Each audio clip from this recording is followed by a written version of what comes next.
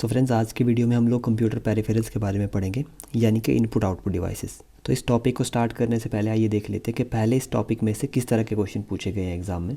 तो सबसे पहले देखिए 817 में एक क्वेश्चन पूछा गया था कि which type of printer contains a fuser assembly, यानी कि किस प्रकार के प्रिंटर में फ्यूजर असेंबली यूज़ होती है। और इसके अलावा एक क्वेश्चन स्कैनर से पूछा गया था कि स्कैनर में जो ADF होता है तो ADF की फुल फॉर्म क्या होती है।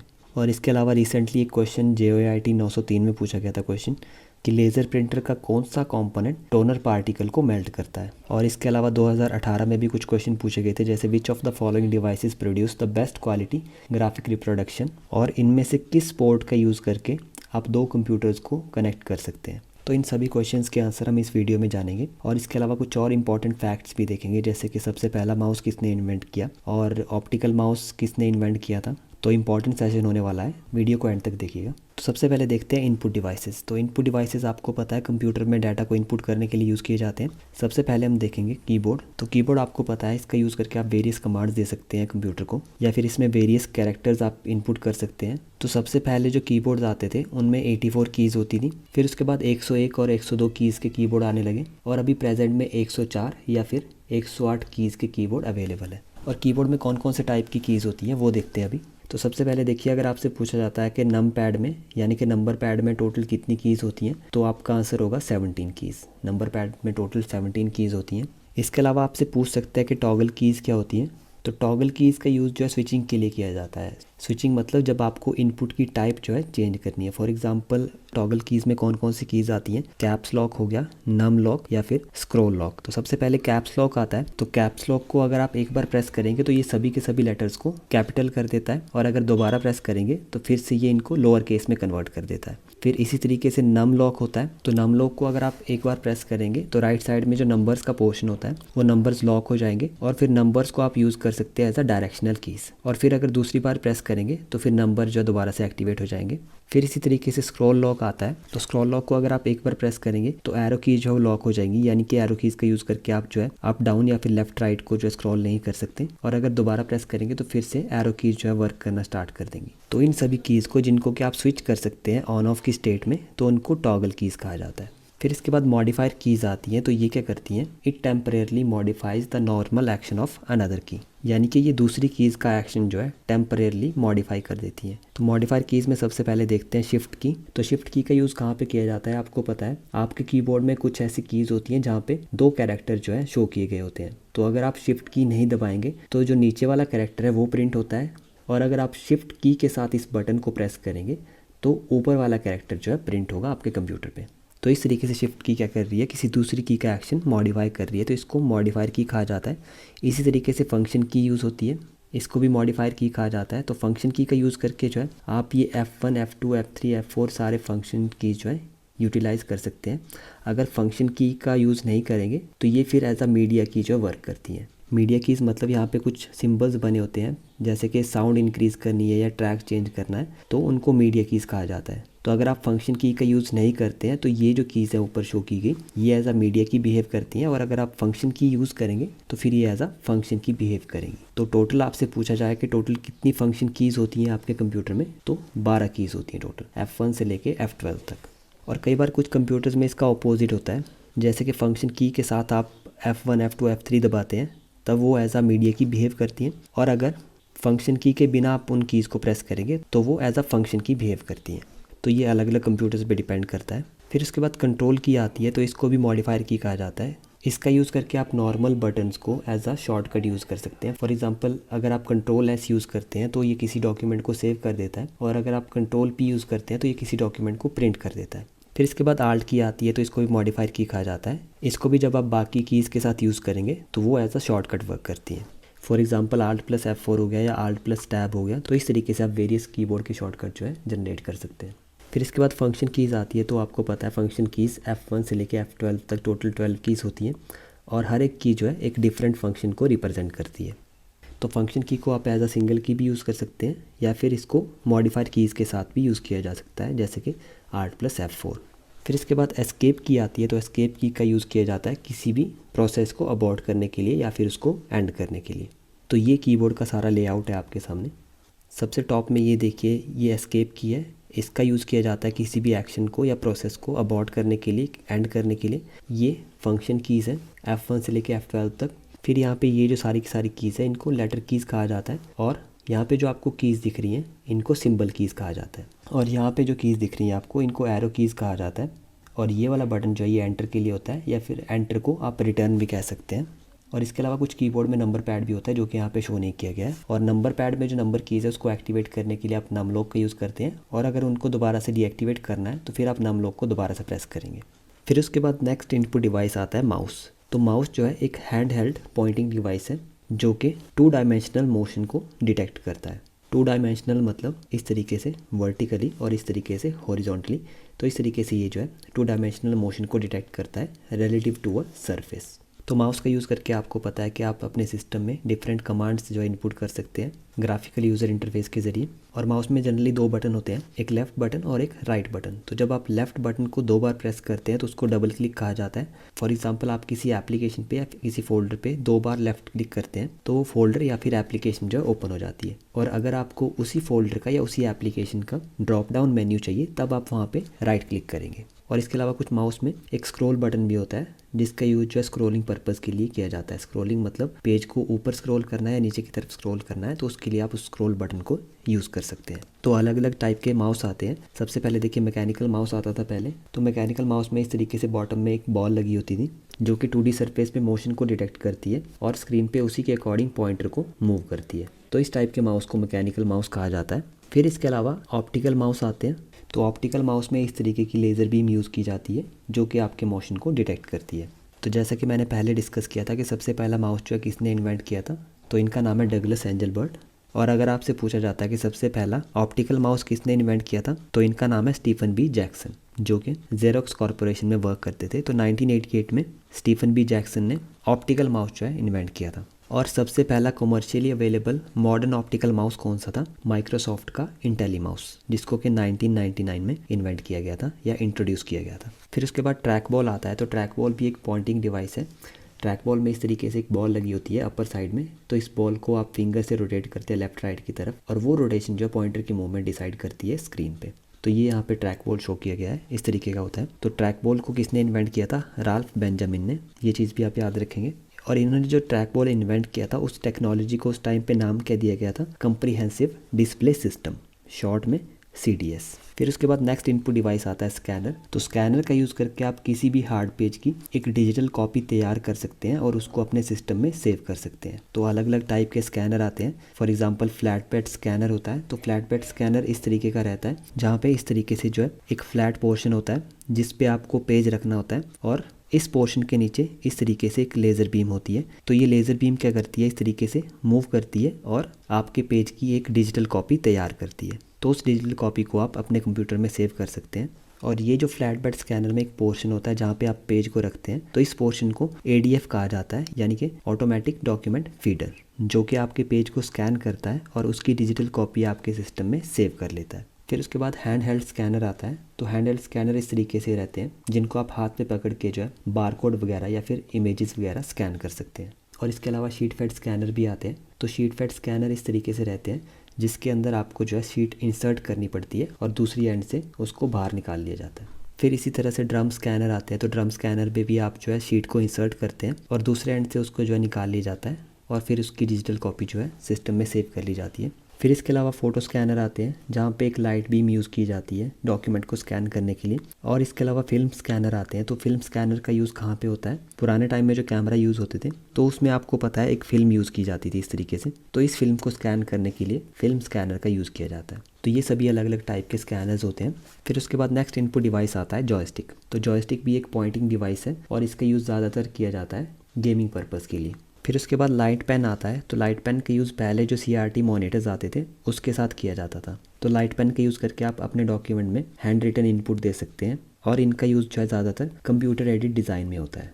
फिर उसके बाद आता है डिजिटाइज़र। तो डिजिटाइज़र का यूज़ ज़्यादातर कौन लोग करते हैं, जो कि ऑनलाइन क्लासेस लेते हैं जैसे YouTube वगैरह पे हो गया। तो डिजिटाइज़र बेसिकली क्या चीज़ है, एक इस तरीके से टैबलेट आता है और उसके साथ आपको एक स्टाइलस पेन दिया जाता है। तो इस स्टाइलस पेन का यूज़ करके आप डिजिटाइज़र पे जो भी लिखेंगे वो आपको आपकी स्क्रीन पे लिखा हुआ दिख जाएगा। तो इस तरीके से डिजिटाइज़र वर्क करता है। फिर उसके बाद नेक्स्ट इनपुट डिवाइस आता है माइक्रोफोन। तो माइक्रोफोन को आप शॉर्ट में माइक भी कहते हैं। तो माइक एक्चुअल में करता क्या है, जो भी इसको आप साउंड इनपुट देंगे इसको ये इलेक्ट्रिकल सिग्नल में कन्वर्ट कर देता है। तो ये चीज़ भी याद रखेंगे, माइक्रोफोन क्या करता है, साउंड सिग्नल को इलेक्ट्रिकल सिग्नल में कन्वर्ट करता है। फिर इसके बाद नेक्स्ट आता है MICR यानी कि magnetic ink character recognition.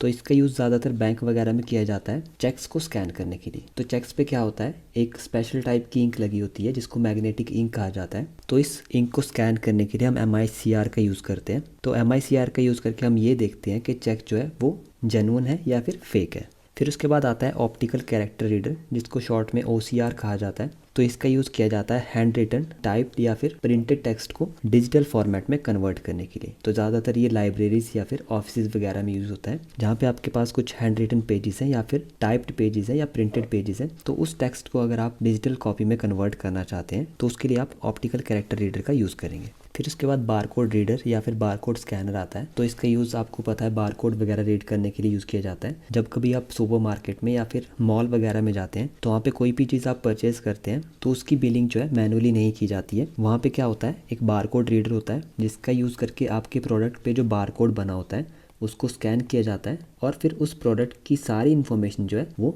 System में स्टोर कर ली जाती है। तो इस टाइप के डिवाइसेस को हम क्या कहते हैं, बारकोड रीडर या फिर बारकोड स्कैनर। तो बारकोड एक्चुअल में होता क्या है, इस तरीके से कुछ थिक एंड थिन लाइनिंग्स होती हैं जो कि एक डाटा को रिप्रेजेंट करती हैं। तो जहाँ पे बार लगा होता है वो क्या करता है, 1 को रिप्रेजेंट करता है, और जिस स्पेस में बार नहीं होगा वो क्या करेगा, 0 को रिप्रेजेंट करेगा। तो इस तरीके से बार कोड में जो है डाटा स्टोर किया जाता है। फिर उसके बाद नेक्स्ट आता है OMR यानी कि ऑप्टिकल मार्क रीडर। तो ऑप्टिकल मार्क रीडर का यूज़ जो है ज़्यादातर कहाँ पे होता है, एग्जामिनेशन वगैरह में, कॉम्पिटिटिव एग्ज़ाम जो भी होते हैं हिमाचल में, तो वहाँ पे अभी भी ऑप्टिकल मार्क रीडर का यूज़ होता है। तो ऑप्टिकल मार्क रीडर क्या करता है, किसी स्पेसिफिक लोकेशन में आपने पेन या पेंसिल से मार्क कर रखा होगा तो ये उसको रिकग्नाइज करता है। तो OMR का यूज़ ज़्यादातर हम कहाँ पे करते हैं, एवेल्यूएशन पर्पज़ के लिए, यानी कि एग्ज़ाम में, जहाँ पे आपके पास जो है मल्टीपल ऑप्शन दिए गए होते हैं और उसमें से एक ऑप्शन जो है करेक्ट होता है। तो इस टाइप की सिचुएशन में आप ऑप्टिकल मार्क रीडर यूज़ करते हैं। फिर इसके बाद एक डिवाइस आता है SCR यानी कि स्मार्ट कार्ड रीडर। तो इसका यूज़ करके इलेक्ट्रॉनिक कार्ड्स के अंदर जो भी इंफॉर्मेशन स्टोर होती है उसको फैच किया जाता है।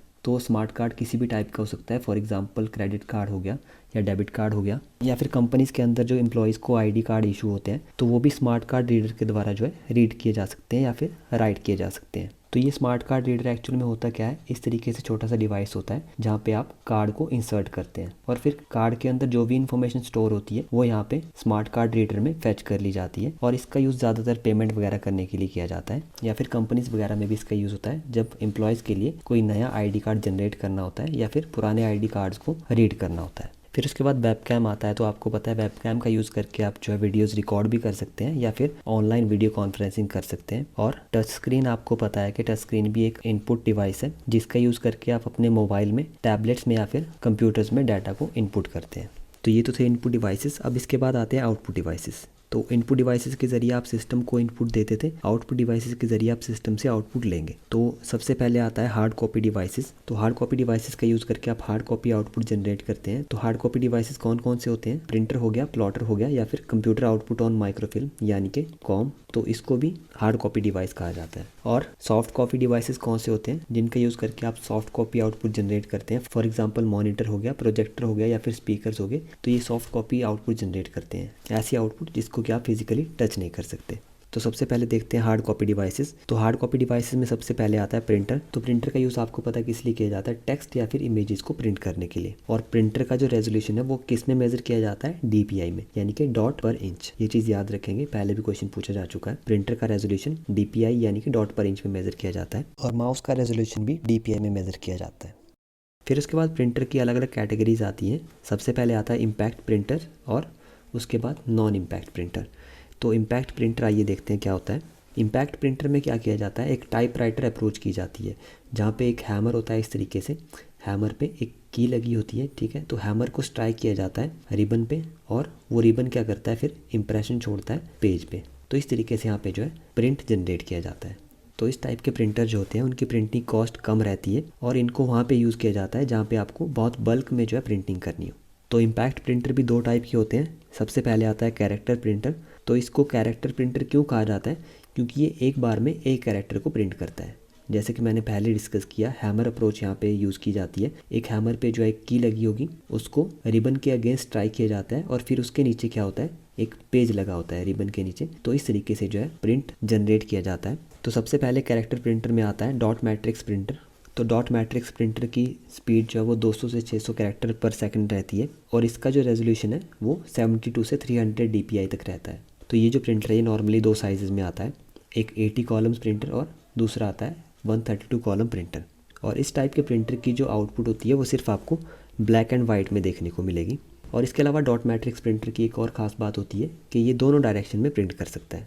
तो डॉट मैट्रिक्स प्रिंटर का यूज़ कहाँ पे होता है, पेरोल वगैरह जनरेट करने के लिए या फिर अकाउंटिंग पर्पज़ के लिए। फॉर एग्जांपल बैंक में जो आप ड्राफ्ट वगैरह जनरेट करते हैं तो वहाँ पे कौन सा प्रिंटर यूज़ किया जाता है, डॉट मैट्रिक्स प्रिंटर। फिर उसके बाद कैरेक्टर प्रिंटर में दूसरा प्रिंटर आता है डेजी व्हील प्रिंटर। तो इसका नाम डेजी व्हील क्यों पड़ा, क्योंकि इसका जो स्ट्रक्चर होता है वो डेजी फ्लावर की तरह होता है इस तरीके से, तो यहीं से इसका नाम पड़ा डेजी व्हील प्रिंटर। तो डेजी व्हील प्रिंटर की जो स्पीड है वो 100 कैरेक्टर पर सेकंड की रहती है और ये हाई क्वालिटी डॉक्यूमेंट प्रोड्यूस करता है जो कि डॉट मैट्रिक्स प्रिंटर से बेटर होते हैं। तो अगर आपको थोड़ा बेटर क्वालिटी के डॉक्यूमेंट जनरेट करने हैं तो आप डेजी व्हील प्रिंटर का यूज़ कर सकते हैं। डेजी व्हील प्रिंटर में एक्चुअल में क्या होता है, एक इंटरचेंजेबल रोटेटिंग प्रिंटिंग यूनिट जो है यूज़ की जाती है इस तरीके की। और ये जो रोटेटिंग यूनिट होती है तो इस पे मल्टीपल कीज़ इस तरीके से अरेंज की जाती हैं, तो जो भी की प्रिंट करनी है वो यहाँ से जो है स्ट्राइक करती है सामने जाके। तो इस तरीके की वर्किंग रहती है डेजी व्हील प्रिंटर की। और डेजी व्हील प्रिंटर जो है एक्चुअल में कॉस्टली भी होता है डॉट मैट्रिक्स प्रिंटर के मुकाबले। तो ये तो थे कैरेक्टर प्रिंटर्स, डॉट मैट्रिक्स और डेजी व्हील, जो कि एक बार में एक कैरेक्टर प्रिंट करते हैं। अब इसके बाद आते हैं लाइन प्रिंटर्स, जो कि एक बार में पूरी की पूरी लाइन जो है प्रिंट करते हैं। तो सबसे पहले लाइन प्रिंटर में आता है ड्रम प्रिंटर। तो ड्रम प्रिंटर में इस तरीके से जो है एक रोटेटिंग ड्रम यूज़ किया जाता है जिसपे इस तरीके से लाइन वाइज जो है अल्फ़ाबेट्स अरेंज किए जाते हैं। तो जब ये ड्रम प्रिंटर रोटेट करता है तो ये जो कीज़ है ये यहाँ पे रिबन में स्ट्राइक करती है और जो भी इस पे टेक्स्ट होगा वो सामने पेज पे प्रिंट हो जाता है। तो ड्रम प्रिंटर जो होते हैं वो बहुत फास्ट होते हैं और एक्सपेंसिव भी रहते हैं, बट इनकी जो प्रिंटिंग क्वालिटी है वो थोड़ी सी लो रहती है। तो ड्रम प्रिंटर का यूज़ आप वहाँ पे करते हैं जहाँ पे आपको बहुत ज़्यादा क्वांटिटी में प्रिंट आउट चाहिए। फिर इसके बाद आता है चेन प्रिंटर। तो ये भी एक लाइन प्रिंटर है जो कि एक बार में पूरी की पूरी लाइन प्रिंट करता है। तो चेन प्रिंटर में क्या होता है, इस तरीके से एक चेन रोटेट करता है और इस चेन पे कीज़ लगी होती हैं। तो ये कीज़ क्या करती हैं, रिबन के अगेंस्ट जो है यहाँ पे स्ट्राइक करती हैं और वो जो टेक्स्ट होता है वो पेपर पे प्रिंट हो जाता है। तो इस तरीके से चेन प्रिंटर की वर्किंग रहती है। और इसके अलावा चेन प्रिंटर के केस में आप एक और फैक्ट याद रखेंगे कि ये बाकी प्रिंटर के मुकाबले फास्टेस्ट होता है। अगर आपको फास्टेस्ट प्रिंटिंग स्पीड चाहिए तो तब आप चेन प्रिंटर का यूज़ करेंगे। तो ये तो थे इम्पैक्ट प्रिंटर जो कि पेज के अगेंस्ट फिजिकली स्ट्राइक करके प्रिंटिंग करते हैं। तो इम्पैक्ट प्रिंटर दो टाइप के होते हैं, एक कैरेक्टर प्रिंटर और दूसरा लाइन प्रिंटर। और कैरेक्टर प्रिंटर में आ जाते हैं डॉट मैट्रिक्स और डेजी व्हील, और लाइन प्रिंटर में आ जाते हैं ड्रम प्रिंटर और चेन प्रिंटर। और ये चारों की इस कैटेगरी में आ जाते हैं इम्पैक्ट प्रिंटर की कैटेगरी में। फिर इसके बाद आते हैं नॉन इम्पैक्ट प्रिंटर्स। तो नॉन इम्पैक्ट प्रिंटर कौन से होते हैं, जो कि कैरेक्टर्स या फिर इमेजेस को बिना किसी फिजिकल इम्पैक्ट के प्रिंट करते हैं।